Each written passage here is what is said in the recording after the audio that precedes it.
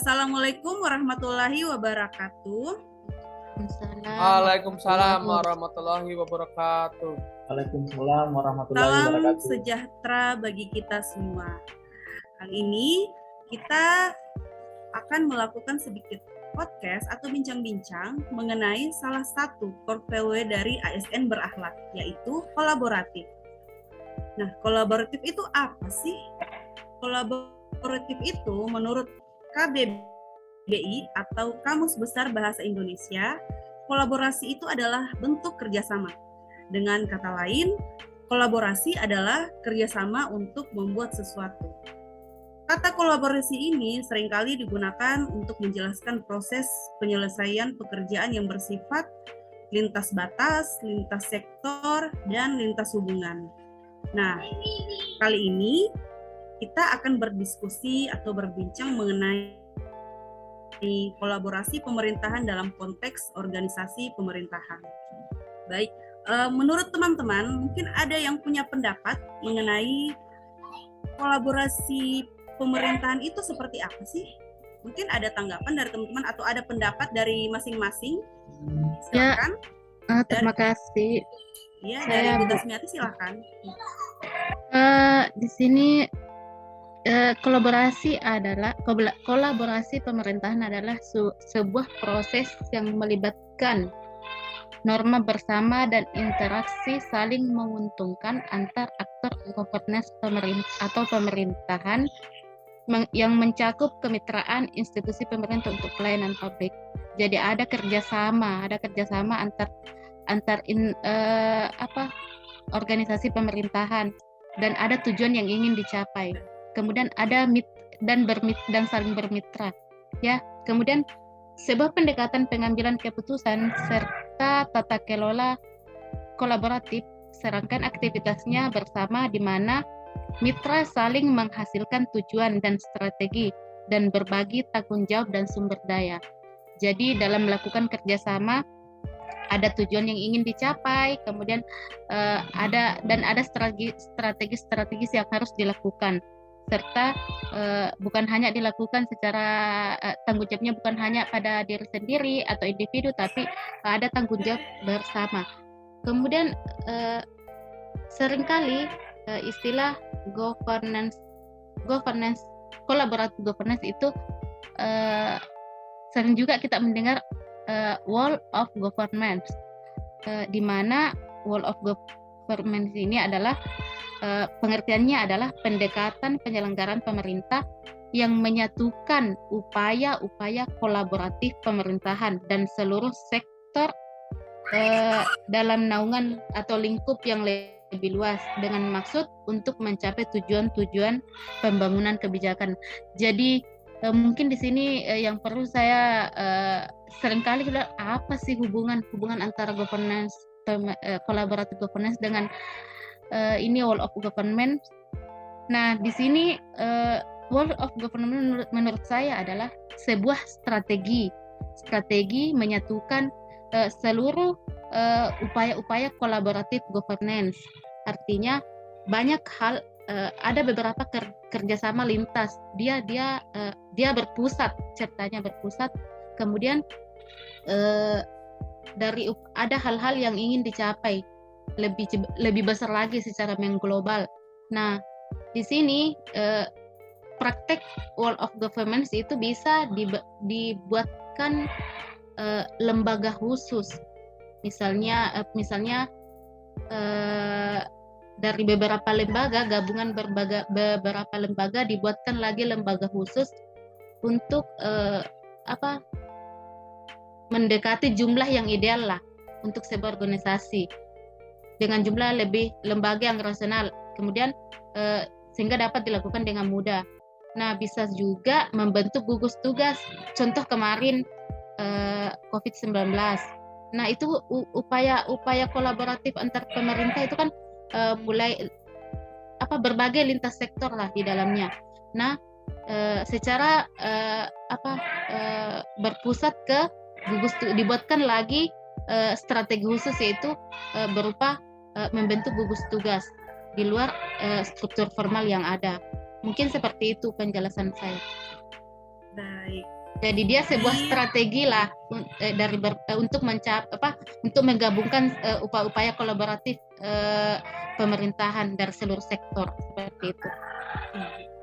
Jadi penjelasan yang sangat jelas dari Ibu Tasmiati mengenai kolaborasi, itu upaya pendekatan dari berbagai sektor untuk mencapai tujuan bersama ya.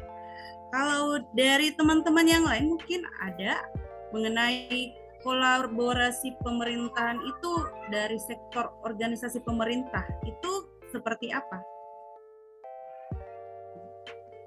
Mungkin kolaborasi pemerintahan itu kerjasama dari berbagai organisasi, dari berbagai sektor, dari berbagai lintas sektor, dari pokoknya banyak yang tergabung di dalamnya. Kolaborasi pemerintahan itu seperti itu mungkin maksudnya. Jadi penjelasan cukup panjang tadi dari Ibu Tasmiati mengenai kolaborasi dalam organisasi pemerintah. Nah, kalau begitu kita melihat bahwa ini sebagai upaya pendekatan, ada upaya-upaya pendekatan dari berbagai sektor yang untuk mencapai tujuan bersama. Kalau dari penerapan nilai, ini kan ada nilai kolaboratif ya pemerintahan. Kira-kira seperti apa ya penerapan nilai kolaboratif pemerintahan ini dalam konteks organisasi pemerintahan? Nilai-nilai penerapannya itu seperti apa kira teman-teman? Mungkin ada pendapat dari teman-teman mengenai hal ini?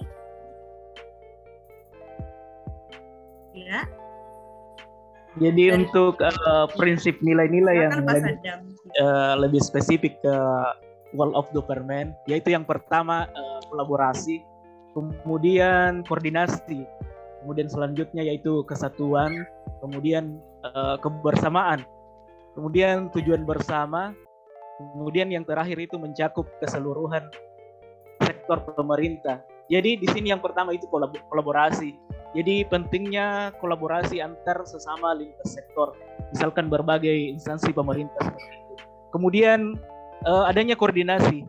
Jadi untuk mencapai suatu tujuan diperlukan koordinasi antar lembaga tersebut atau antar instansi tersebut. Kemudian kebersamaan. Jadi di sini pentingnya kebersamaan dalam melaksanakan suatu kegiatan agar mencapai tujuan yang sama. Kemudian adanya kesatuan. Jadi kita harus bersatu antar instansi dalam melaksanakan kegiatan. Kemudian tujuan bersama. Jadi kita harus satu tujuan. Misalkan beberapa lembaga bekerja sama, misalkan 5. Jadi kita harus mencapai satu tujuan tersebut, satu tujuan bersama untuk keberhasilan kegiatan. Kemudian di sini mencakup keseluruhan sektor pemerintah. Jadi misalkan contohnya ada dari legislatif, eksekutif, kepolisian. Kemudian yang mencakup lingkup pemerintahan dalam kegiatan tersebut, seperti itu, saling mendukung antar lintas sektor. Baik, terima kasih. Ya, penjelasan yang bagus sekali dari Bapak Sadam, di mana ada kolaborasi, koordinasi, kebersamaan, kesatuan, tujuan bersama, dan mencakup keseluruhan yang dari sektor pemerintah ya. Jadi ini penerapan nilai kolaboratif pemerintah yang tercakup di dalam prinsip-prinsip dalam World of Government. Ya. Ini penjelasan cukup bagus sekali. Selain dari prinsip-prinsip dalam Whole of Government yang tercakup dalam penerapan nilai kolaboratif ini, sepertinya dalam suatu organisasi pasti ada saja faktor-faktor penghambat. Menurut teman-teman, faktor-faktor penghambat dalam proses kolaborasi dalam sektor pemerintah ini seperti apa kira-kira teman-teman? Mungkin ada pendapat dari teman-teman. Yang pertama tuh ketidakjelasan batasan masalah karena perbedaan pemahaman dalam kesepakatan kolaborasi. Jadi contohnya misal kalau di puskesmas tuh posyandu, jadi antara kesepakatan antara dari pihak desa sama dari pihak puskesmas. Halo? Ada suaranya, Pak? Iya. Ada suaranya? Iya, silakan Pak. Iya, silakan Pak Widi lanjut. Tadi sepertinya jaringan kurang bersahabat. Tapi ini sudah lancar lagi. Dipersilakan untuk melanjutkan penjelasannya Bapak Widi.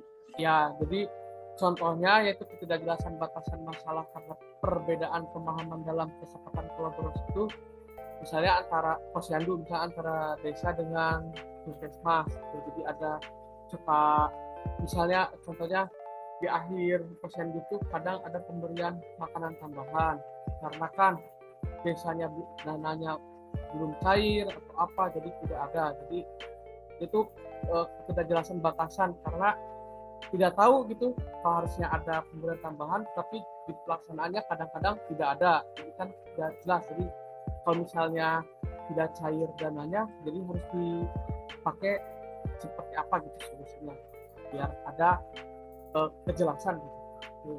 Karena terus yang kedua, dasar hukum kolaborasi juga tidak jelas. Jadi di dalam kolaborasi ini harus ada ibarat kata hitam di atas putih, Kak. Jadi harus ada kolaborasi itu kan tujuannya itu harus saling menguntungkan kan. Tujuan utamanya tuh antara pihak A dan pihak B saling menguntungkan. Tapi rata-rata kan dikarenakan hanya berkolaborasi saja, tidak ada hitam di atas putihnya. Jadi dikala ada yang pihak yang sebelah diuntungkan, pihak sebelah pihak sebelah dirugikan, jadi nantinya tidak terjadi kolaborasi yang berkelanjutan. Ya, penjelasannya yang sangat bagus dari Pak Widi.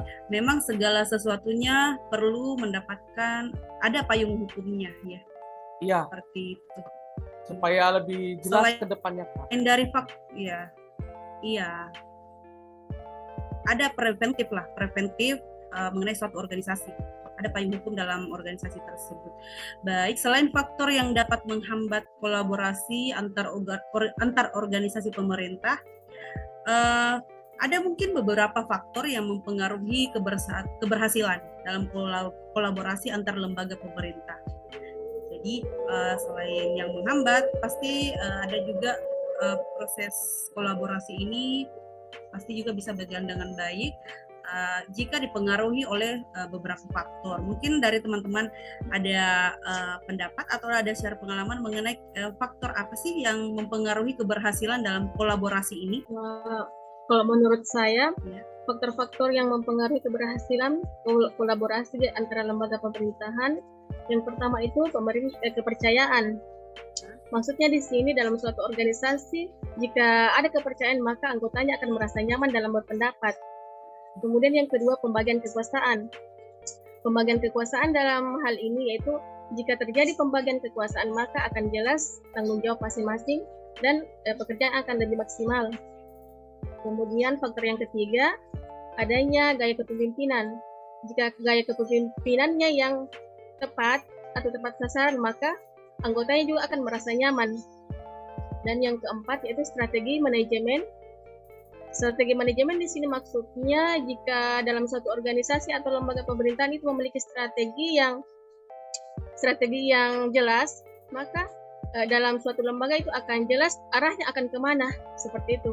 Kemudian yang terakhir itu formalisasi pada pencapaian kolaborasi yang efisien, efektif antara entitas publik. Maksudnya di sini dikatakan itu berhasil, yaitu jika memiliki standarisasi yang tinggi dan kemudian tercapai sesuai yang diinginkan, seperti itu kalau dari saya.